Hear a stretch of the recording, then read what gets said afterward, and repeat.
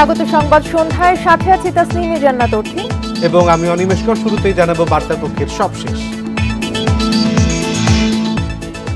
মন্ত্রী এমপিদের স্বজনেরা উপজেলায় প্রার্থী হতে পারবেন না, প্রধানমন্ত্রীর নির্দেশনা জানালেন কাদের।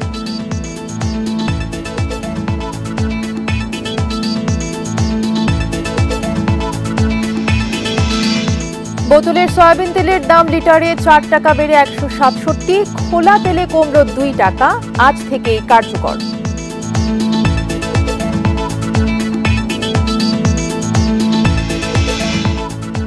চলতি মাসের পুরোটাই তাপপ্রবাহ থাকবে, শেষ দিকে তাপমাত্রা আরও বাড়ার আভাস, বাড়ছে অস্বস্তি।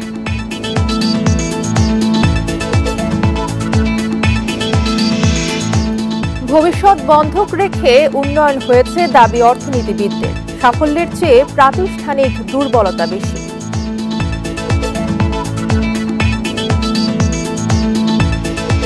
শিরোনাম শুনছিলেন, এবারে পুরো খবর। আগামী উপজেলা নির্বাচনে দলের মন্ত্রী এমপিদের সন্তান, পরিবারের সদস্য ও নিকট আত্মীয়দের উপজেলা ভোট থেকে সরে দাঁড়ানোর নির্দেশ দিয়েছে ক্ষমতাসীন দল আওয়ামী লীগের সভাপতি শেখ হাসিনা। এই নির্দেশনা না মানলে তাদের বিরুদ্ধে ব্যবস্থা নেওয়ার হুঁশিয়ারি দিয়েছে দলটি। সকালে রাজধানীর ধানমন্ডির দলীয় কার্যালয়ে অনির্ধারিত এক বৈঠকে দলের সাধারণ সম্পাদক ওবায়দুল কাদের এই সিদ্ধান্ত জানিয়েছে বলে জানান আওয়ামী লীগের সাংগঠনিক সম্পাদক সুজিত রায় নন্দী। তিনি জানান, দলের সভাপতি শেখ হাসিনার বরাত দিয়ে দলের সাধারণ সম্পাদককে এই বিষয়ে নির্দেশনা দিয়েছেন। ইতিমধ্যে দলটির দায়িত্বপ্রাপ্ত সাংগঠনিক সম্পাদকেরা নিজ নিজ বিভাগের মন্ত্রী, সংসদ সদস্যদের দলের এই নির্দেশ জানাতে শুরু করেছেন। তিনি আরও বলেন, উপজেলা নির্বাচনকে প্রভাবমুক্ত রাখতেই এই সিদ্ধান্ত নেওয়া হয়েছে।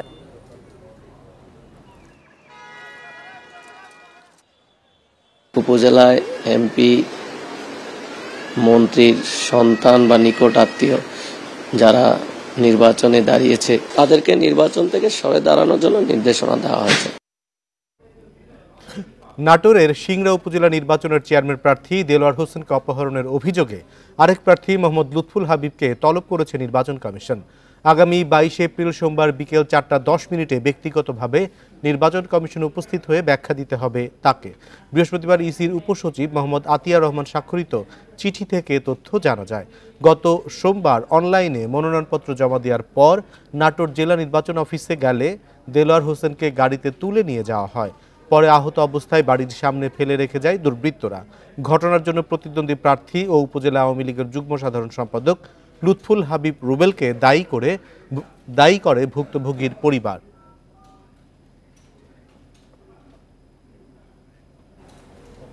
উপজেলা নির্বাচনে কেউ প্রভাব বিস্তার করলে পদক্ষেপ নেওয়া হবে। দুপুরে নরসিংদীতে উপজেলা পরিষদ নির্বাচন উপলক্ষে সংশ্লিষ্ট কর্মকর্তা এবং আইন শৃঙ্খলা বাহিনীর কর্মকর্তাদের সঙ্গে মতবিনিময় সভা শেষে এই কথা বলেন নির্বাচন কমিশনার মোহাম্মদ আলমগীর। তিনি আরও জানান, কে কার আত্মীয় বা কে আত্মীয় নয় সেটা দেখার বিষয় নির্বাচন কমিশন এবং নির্বাচন সংশ্লিষ্টদের নয়। অবাধ ও শান্তিপূর্ণ নির্বাচন অনুষ্ঠানে সংশ্লিষ্টদের নির্দেশনার কথা জানান ইসি মোহাম্মদ আলমগীর। নির্বাচনে যাতে কেউ প্রভাব বিস্তার না করেন সে বিষয়ে সবাইকে সচেতন থাকার আহ্বান জানান।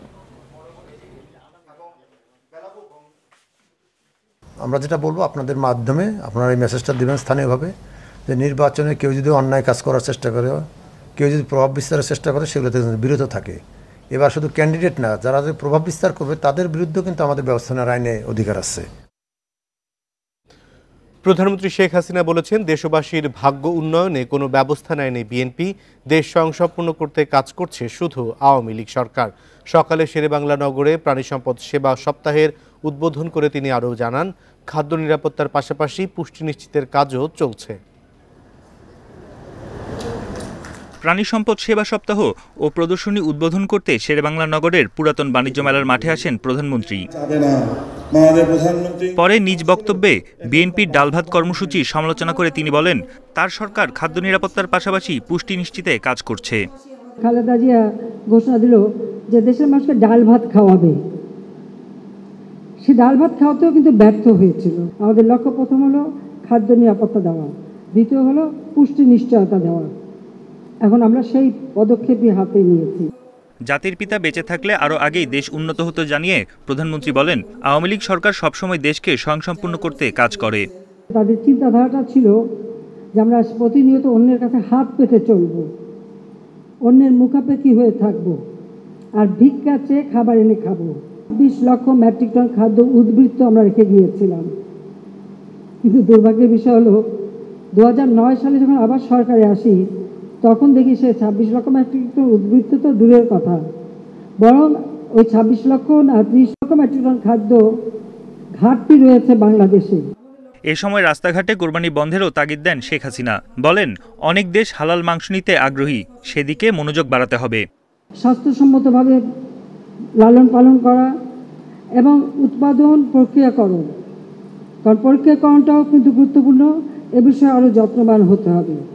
সেই কারণ এখানে আমি আরেকটা কথা বলি, আমাদের কিন্তু একটা সুযোগ আছে, আমরা কিন্তু আমাদের হালাল মাংস পৃথিবীর অনেক দেশ এখন ক্রয় করতে চায়, আর সেই সুযোগটা আমাদের নিতে হবে। পরে প্রাণী সম্পদ মেলা ঘুরে দেখেন সরকার প্রধান। 300 স্টল নিয়ে এই মেলায় পশুপালনের নানা প্রযুক্তি, ওষুধ টিকা থেকে শুরু করে পণ্য উৎপাদন, সংরক্ষণ ও বিপণনের বিষয়ে গুরুত্ব দেওয়া হয়েছে। বন ইবনে কামাল, ইন্ডিপেন্ডেন্ট নিউজ, ঢাকা। লিটারে 4 টাকা বাড়ল বোতলজাত সয়াবিন তেলের দাম। এখন থেকে প্রতি লিটার বিক্রি হবে 167 টাকায়, আর 5 লিটারের নতুন মূল্য 818 টাকা, যা আজ থেকে কার্যকর। দুপুরে সচিবালয় সংবাদ সম্মেলনে এই দাম বেঁধে দেন বাণিজ্যমন্ত্রী আহসানুল ইসলাম টিটু। গত মঙ্গলবার সয়াবিন তেলের দাম লিটারে 10 টাকা বাড়ানোর প্রস্তাব করে বাণিজ্য সচিবকে চিঠি দেন মিল মালিকরা। পরদিন বুধবার সংশ্লিষ্ট কোম্পানির প্রতিনিধিদের সঙ্গে দাম নিয়ে বৈঠক করে trade and tariff commission. Chairman জানান, দাম ঠিক করবে বাণিজ্য মন্ত্রণালয়। অবশেষে বৃহস্পতিবার বাণিজ্য প্রতিমন্ত্রী ঘোষণা দেন নতুন দামের। এখন থেকে প্রতি লিটার বোতলজাত সয়াবিন তেল বিক্রি হবে 167 টাকায়, যা আগে ছিল 163 টাকা। 18 টাকা বেড়ে 5 লিটারের বোতলে নতুন মূল্য 818 টাকা, আর প্রতি লিটার পাম তেলের আগের দাম 135 টাকায় থাকছে। তবে খোলা সয়াবিনের দাম লিটারে 2 টাকা কমে 147 টাকা নির্ধারণ হয়েছে। আগামী 2 মাস আন্তর্জাতিক বাজার স্থিতিশীল থাকলে এই দামই স্থির থাকবে বলেও জানান বাণিজ্য প্রতিমন্ত্রী। 2 টাকা কমিয়ে 147 টাকায় নির্ধারণ করা হয়েছে। পেট বোতলে যেটার মধ্যে সিল করা থাকে, সেইটা আমাদের নির্ধারিত ছিল 163 টাকা, সেইখান থেকে বৃদ্ধি করে 167 টাকায় নির্ধারণ করা হয়েছে। এদিকে তেলের দাম বাড়ানোয় হতাশ ভোক্তারা বলছেন, এমনিতেই বাজার চড়া, তার ওপর এই মূল্য বৃদ্ধিতে সংসারে খরচ আরেক দফা বাড়বে। খাইতে তো হয়, পেটটা যেহেতু আছে, এখন কষ্ট করে হলো বেশি জায়গাতে হয়তো কম খাইতে হয়, এভাবে আর কি চলছে, আর কি করার আছে, কিছু করার নাই। সয়াবিন ও পাম মিলিয়ে দেশে বছরে ভোজ্য তেলের চাহিদা 20 লাখ টনের বেশি। Shahid Ahmed, independent news, Dhaka. প্রচণ্ড দাবদাহে পুড়ছে দেশ, ঘরে বাইরে কোথাও মিলছে না স্বস্তি। দেশের বেশিরভাগ এলাকায় মাস জুড়ে থাকবে মৃদু থেকে তীব্র তাপপ্রবাহ। মাসের শেষে দাবদাহ আরও বাড়তে পারে বলে জানিয়েছে আবহাওয়া অফিস। আজ সর্বোচ্চ তাপমাত্রা চুয়াডাঙ্গায় 40.8 ডিগ্রি সেলসিয়াস। প্রচণ্ড রোদ আর গরমে বিপর্যস্ত গোটা দেশ। ব্যবসা গরমে অতিষ্ঠ রাজধানীবাসীও। এতে বিপাকে পড়েছেন খেটে খাওয়া মানুষ। গরমের তীব্রতা অনেক বেশি, তারপরেও কাজের তাগিদে বের হইতে হচ্ছে। কষ্ট মানে অনেক কষ্ট কথা আপনারা বোঝানো যাবে না। এখন ওই রকম টিপ মারা যায় না, এখন একটা খ্যাপ নিয়ে গেলে মনোরঞ্জনের শরীর খুব হাফসা যায়। আবহাওয়া অফিস বলছে, তাপপ্রবাহের পাশাপাশি বাতাসে জলীয় বাষ্প বেশি থাকায় অস্বস্তি বাড়ছে। এপ্রিল মাসটা আমাদের উষ্ণতম মাস, এবং এই সময়টার বৈশিষ্ট্য হচ্ছে আপনার যখন বৃষ্টিপাত হবে তাপমাত্রাটা কিছুটা কমবে, সাময়িক একটু স্বস্তি আসবে, বৃষ্টিপাতটা কমে যাবে, আবার তাপমাত্রাটা বাড়তে থাকবে। ঢাকা, রংপুর, রাজশাহী, বরিশাল, চট্টগ্রাম, ময়মনসিংহ এবং সিলেট বিভাগের কোথাও কোথাও ঝোড়ো হাওয়া সহ বৃষ্টি বা বজ্রসহ বৃষ্টি হতে পারে। রয়েছে কালবৈশাখীর সম্ভাবনাও। আগামী 24 ঘন্টা দেশের ঢাকা সহ উত্তর এবং উত্তর পূর্বাঞ্চলে বৃষ্টিপাতের সম্ভাবনা দেখা যাচ্ছে, এবং এই সময়ের বৃষ্টির যে বৈশিষ্ট্য, বৃষ্টিপাত হবে সেই সঙ্গে বজ্র বৃষ্টি হবে, শিলাবৃষ্টি হবে, এবং যে ঝড়টা হবে, যে কালবৈশাখী ঝড়ের সেই সঙ্গে সম্ভাবনা আছে। বৃষ্টি হলেও সহসাই কমবে না তাপমাত্রা, বলছে আবহাওয়া অফিস। আনোয়ার সাদাত নূর, ইন্ডিপেন্ডেন্ট নিউজ, ঢাকা। 50 বছরে দেশের উন্নতি আর দুর্নীতি দুটোই পাশাপাশি এগিয়েছে। তবে সাফল্যের বিপরীতে প্রাতিষ্ঠানিক দুর্বলতা অনেক বেশি বলে মনে করেন অর্থনীতিবিদেরা। বৃহস্পতিবার বেসরকারি গবেষণা প্রতিষ্ঠান সিপিডির বই উন্মোচন অনুষ্ঠানে এসব কথা বলেন তারা। স্বাধীনতার 50 বছরে স্বল্পোন্নত দেশ থেকে উন্নয়নশীল দেশের কাতারে বাংলাদেশ। দেশের জিডিপির প্রবৃদ্ধি এখন 6% বেশি। সমানতালে বেড়েছে দুর্নীতি ও অনিয়মও। দেশের 50 বছরের অর্থনীতি ও রাজনীতি নিয়ে রচিত প্রবন্ধে এসব বিষয় তুলে ধরেছেন অর্থনীতিবিদরা। সিপিডির বই উন্মোচন অনুষ্ঠানে অর্থনীতিবিদরা বলেন, এই মুহূর্তে কয়েকটি বিষয় দ্বিতীয় প্রজন্মকে চ্যালেঞ্জের সামনে নিয়ে গেছে। আগামীতে দেশ মধ্যম আয়ের ফাঁদে পড়বে কিনা সেটি এখন চিন্তার বিষয় বলে মনে করেন তারা। প্রথম প্রজন্মের যে চ্যালেঞ্জগুলি ছিল বাংলাদেশের সামনে, সেটা আমরা মোটামুটি একটা ভালোভাবে সেটা আমরা মোকাবেলা করেছি। কিন্তু এই সাফল্য আমাদেরকে দ্বিতীয় প্রজন্মের চ্যালেঞ্জের সামনে নিয়ে গিয়েছে। অর্থনীতিবিদদের মতে, উন্নয়ন হয়েছে ভবিষ্যৎকে বন্ধক রেখে। দুর্নীতি এখন ধনীদের মূল এজেন্ডা। তাদের মতে, আগামীর অর্থনৈতিক এজেন্ডা হতে হবে রাজনৈতিক। আগামীতে economic agenda is a political agenda. আগামীর প্রপার ইকোনমিক এজেন্ডা যদি হতে হয়, it has to B political agenda. এবং এই পলিটিক্সের পুরো বিষয়টা আমি আমার তথ্য যেটা ইউজ করেছি, একটা টেবিল আছে করাপশন নিয়ে। গত 5 দশকে বাংলাদেশে যে ইকোলজিক্যাল ইনজাস্টিসটা আমরা দেখেছি, এটা কলোনিয়াল টাইমস, যেটা ব্রিটিশ এবং পাকিস্তান দুটো মিলে সেই সময় যে ইনজাস্টিস হয়েছিল তাকেও ছাড়িয়ে গেছে। আলোচনায় উঠে আসে দেশে গরিবের উন্নতি শামুকের গতিতে আর ধনীদের রকেটের গতিতে হয়েছে। শ্রমিকের গড় উৎপাদন যেভাবে বেড়েছে সে হারে মজুরি বাড়েনি বলেও জানান অর্থনীতিবিদরা। ইফাতারা, ইন্ডিপেন্ডেন্ট নিউজ। হত্যাচেষ্টা, ভাঙচুর ও ভয়ভীতি দেখানোর মামলায় চিত্রনায়িকা পরীমণিকে আগামী 25 জুন আদালতে হাজির হওয়ার আদেশ দেওয়া হয়েছে। সাভারের বোট ক্লাবের সাবেক পরিচালক ব্যবসায়ী নাসির উদ্দিন মাহমুদ মামলাটি দায়ের করেন। পিবিআইয়ের দেয়া তদন্ত প্রতিবেদন গ্রহণ করে দুপুরে ঢাকার জুডিশিয়াল ম্যাজিস্ট্রেট এম সাইফুল ইসলামের আদালত পরীমণি এবং তার সহযোগী জিমিকে হাজিরার আদেশ দেন। ঘটনার 2.5 বছর পেরিয়ে গেছে। চিত্রনায়িকা পরীমণির বিরুদ্ধে হত্যাচেষ্টা, ভাঙচুর, মারধরের যে অভিযোগ তুলেছিলেন ব্যবসায়ী নাসির উদ্দিন মাহমুদ, তা আমলে নিয়ে সমন জারি করেছেন আদালত। আগামী 25 জুন আদালতে হাজির হতে হবে পরীমণিকে। আরেক আসামি জিমিকেও দিতে হবে হাজিরা। বৃহস্পতিবার মামলার শুনানি শেষে ঢাকার senior judicial magistrate M Saiful ইসলামের আদালত এই আদেশ দেন। তদন্ত প্রতিবেদনে দুটো ধারা প্রমাণ হয়েছে মর্মে উল্লেখ আছে। সে দুটো ধারা হচ্ছে দণ্ডবিধি আইনের 323, 506। 323-এ আছে হচ্ছে মারধর, আঘাত, আর 506 হচ্ছে ভয়ভীতি প্রদর্শন। এই দুটো ধারার বাইরেও ভাঙচুরের বিষয়টাও এই তদন্ত প্রতিবেদনে উঠে এসেছে।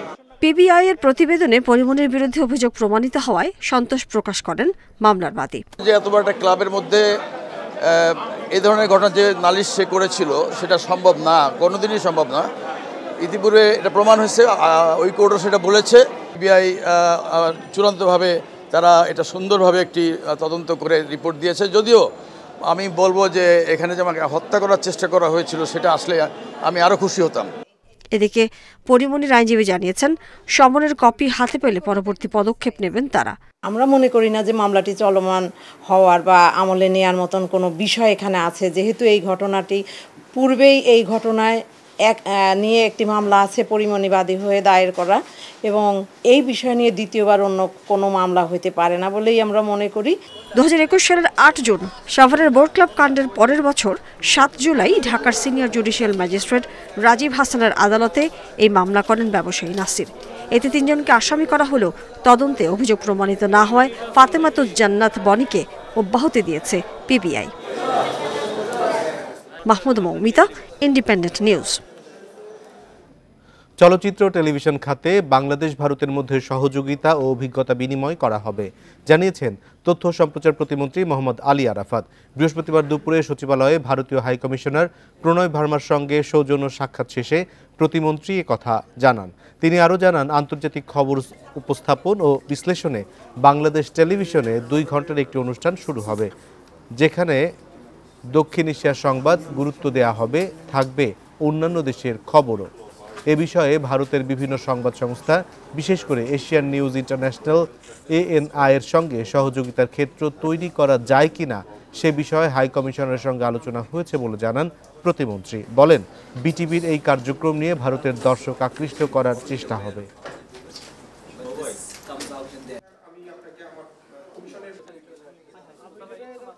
ইন্ডিয়ান যে ফিল্ম অ্যান্ড টেলিভিশন ইনস্টিটিউট আছে তাদের সাথে একটা কোলাবোরেশন করা, বিভিন্ন ধরনের এক্সচেঞ্জ প্রোগ্রাম এবং ট্রেনিং করা। আর আমাদের মুজিব যে সিনেমাটা যেভাবে কো প্রোডাকশন হলো, এরকম আরও কোনো কো প্রোডাকশনের স্কোপ আছে কিনা এটা এক্সপ্লোর করা, দেখা। স্মার্ট বাংলাদেশ বিনির্মাণে ন্যায় বিচার প্রতিষ্ঠার বিকল্প নেই। দেশের প্রতিটি নাগরিকের ন্যায় বিচার পাওয়ার অধিকার রয়েছে। বিমান বাহিনী সদর দপ্তরে আয়োজিত আলোচনা সভায় attorney general AM Amin Uddin এ কথা বলেন। সভায় বিমান বাহিনী প্রধান বলেন, দেশের প্রচলিত আইন সামরিক ব্যক্তির জন্যও প্রযোজ্য, সেই সাথে তাদের কিছু বাড়তি সামরিক আইনের বিধান রয়েছে। বাংলাদেশের নাগরিকত্ব সামরিক ব্যক্তিত্ব হওয়ার প্রথম শর্ত। তাই সামরিক আইনে বেসামরিক আইনের সব বিধান, আইন ও দণ্ডবিধি রয়েছে। তাই সামরিক ব্যক্তিদের বিচার বেসামরিক ফৌজদারি আইনের মানদণ্ডেই হয়। তবে কোনো সামরিক ব্যক্তি যদি বেসামরিক ব্যক্তিকে হত্যা বা ধর্ষণ করে, তবে সেই অপরাধীর বিচার বেসামরিক ফৌজদারি আদালতে হবে। সমস্ত অফিসারদেরকে, সমস্ত এয়ারম্যানদেরকে আরও বেশি সচেতন হওয়া, ল সম্বন্ধে আরও বেশি এক্সারসাইজ করার জন্য, বিভিন্ন কমান্ড এক্সারসাইজ করার জন্য, পানিশমেন্ট রিওয়ার্ড যেটাই দিয়ে আমরা এগুলা সেন্টেন্স দেওয়ার আগে আরও বেশি আমরা সচেতন হব। আলোচনা সভায় অ্যাটর্নি জেনারেল বলেন, সংবিধানের অধীনে দেশের সকল নাগরিকের জন্য একই আইন প্রযোজ্য। তবে সামরিক বাহিনীর সদস্যদের জন্য রয়েছে আলাদা আদালত ও বাড়তি কিছু আইনের বাধ্যবাধকতা। অভিজ্ঞতা আপনার সাথে যে শেয়ার করেছেন, আমার বিশ্বাস এখান থেকে আপনারা অনেক কিছু অর্জন করবেন, অনেক আপনাদের কাজে লাগবে। এই জন্য আমি এয়ার চিফকে আবারও ধন্যবাদ দিচ্ছি। বিমান বাহিনীর সদর দপ্তরে আয়োজিত এই আলোচনা সভায় সেনা ও নৌবাহিনীর 53 জন কর্মকর্তা উপস্থিত ছিলেন। রিশাদ হুদা, independent news, Dhaka.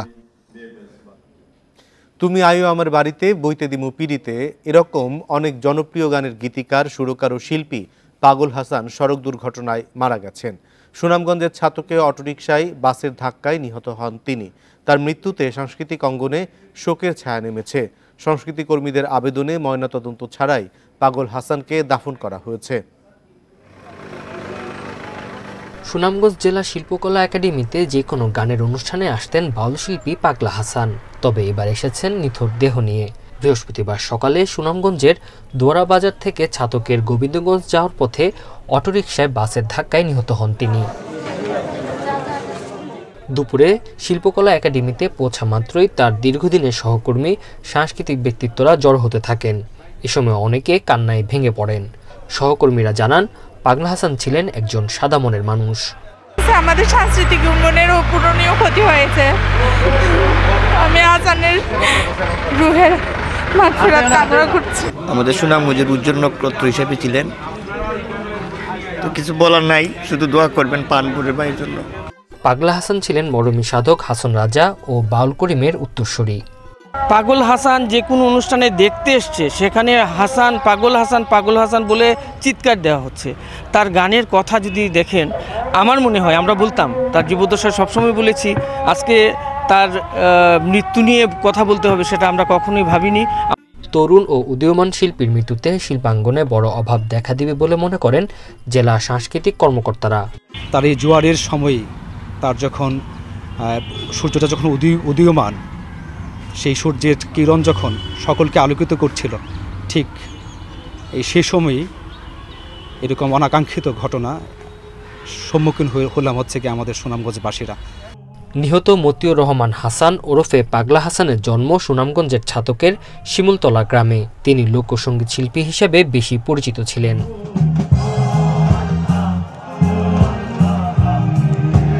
Independent news. কাল শুরু হচ্ছে বিশ্বের সর্ববৃহৎ গণতান্ত্রিক দেশ ভারতের লোকসভা নির্বাচন। 17টি রাজ্য এবং 4টি কেন্দ্রশাসিত অঞ্চলে ভোট হচ্ছে 102 আসনে। স্থানীয় সময় সকাল 7টায় শুরু হয়ে ভোট গ্রহণ চলবে সন্ধ্যা 6টা পর্যন্ত। প্রথম দফায় প্রার্থীর সংখ্যা 625 জন। এদিন সর্বোচ্চ 39 আসনে ভোট হবে তামিলনাড়ুতে। লোকসভার পাশাপাশি অরুণাচলের 60 এবং সিকিমের 32টি বিধানসভা আসনে ভোট গ্রহণ হবে এই দফায়। এদিকে মণিপুরে ভোট বর্জনের ডাক দিয়েছে একাধিক গোষ্ঠী ও সংগঠন। পরিস্থিতি বিবেচনায় রাজ্যে বিপুল নিরাপত্তা কর্মী মোতায়েন করেছে নির্বাচন কমিশন। সহিংসতার শঙ্কায় নিরাপত্তা জোরদার করা হয়েছে ছত্তিশগড়ের মাওবাদী সক্রিয় অঞ্চলে। 7 ধাপের ভোট গ্রহণ শেষে ফল জানা যাবে 4 জুন।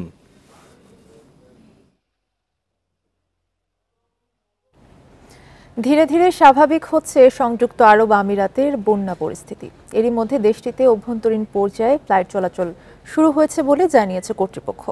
তবে সার্বিক পরিস্থিতির উন্নতি না হয় ভোগান্তি কমেনি আন্তর্জাতিক ফ্লাইটের যাত্রীদের। এদিকে বন্যায় ক্ষতিগ্রস্তদের সহায়তার নির্দেশ দিয়েছেন president Sheikh Mohammed bin Zayed Al Nahiyan. Record ভাঙা ভারী বৃষ্টিপাতে তলিয়ে গেছে মধ্যপ্রাচ্যের দেশ সংযুক্ত আরব আমিরাত। মরুভূমির দেশটিতে এক বছরের গড় বৃষ্টিপাত হয় 94 মিলিমিটার। সেখানে 2 দিনে বৃষ্টিপাত হয়েছে 59.5 মিলিমিটার। ভারী বৃষ্টিপাতের কারণে বন্যায় তলিয়ে যায় বিশ্বের দ্বিতীয় ব্যস্ততম দুবাই বিমানবন্দর।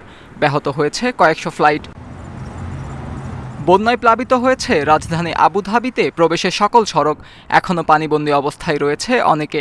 পানির কারণে যানবাহন চলাচলে ব্যাঘাত ঘটায় থমকে আছে বিমানবন্দরের আশেপাশের এলাকাগুলো। এমন অবস্থায় বিমানবন্দরে পৌঁছাতে পারছে না অনেক যাত্রী। আটকে থাকা যাত্রীদের খাবার দিতে পারছে না বিমানবন্দর কর্তৃপক্ষ। পানি জমে থাকায় অনেক সড়কে এখনও স্বাভাবিক হয়নি যান চলাচল। এতে বিপাকে পড়তে হচ্ছে যাত্রী ও কর্তৃপক্ষের। তবে বন্যা পরিস্থিতি ধীরে ধীরে উন্নতি হচ্ছে বলে জানিয়েছে কর্তৃপক্ষ। এরই মধ্যে সীমিত পরিসরে শুরু হয়েছে অভ্যন্তরীণ ফ্লাইট চলাচল। তবে এখনও বিলম্বিত হচ্ছে আন্তর্জাতিক ফ্লাইট। বুকিং নিশ্চিত যাত্রীদের চেক ইন করার নির্দেশনা দিয়েছে কর্তৃপক্ষ। এমিরাটস এয়ারলাইন দুবাই আন্তর্জাতিক বিমানবন্দরের 3 নং টার্মিনাল ব্যবহার করতে পারবে বলে জানিয়েছে বিমানবন্দর কর্তৃপক্ষ। এদিকে বন্যায় ক্ষতিগ্রস্ত বাসিন্দাদের সহায়তার নির্দেশ দিয়েছে সংযুক্ত আরব আমিরাতের president Sheikh Mohammed bin Zayed Al Nahyan. Atjur Rahman, Independent News. বিশ্ব চ্যাম্পিয়ন আর্জেন্টিনার আনহেল ডি মারিয়া জুলাইয়ে ঢাকা আসছেন। আগামী বছর লিওনেল মেসিও আসতে পারেন, সেই সম্ভাবনার কথা জানিয়েছেন যুব ক্রীড়ামন্ত্রী নাজমুল হাসান পাপন। ডি মারিয়া যে আসছে, এর আগে যখন এসছিল তখন ওদের ওই খেলোয়াড়টা এসছিল, তখন এটা একটু তাড়াহুড়োর মধ্যে ছিল। তাতে করে আসলে আমাদের দেশের মানুষ ঠিক মতো এটা উপভোগ করতে পারেনি। সামনের বছরই আসবে মেসি। সো আমি বলছি যে এখন পর্যন্ত কথাবার্তা শুনে মনে হচ্ছে যে দে আর ভেরি ইন্টারেস্টেড। এই ছিল সংবাদ সন্ধ্যার আয়োজনে। ইন্ডিপেন্ডেন্ট টেলিভিশনের আরো খবর জানতে চোখ রাখুন ফেসবুক, ইউটিউব এবং এক্সে। ধন্যবাদ।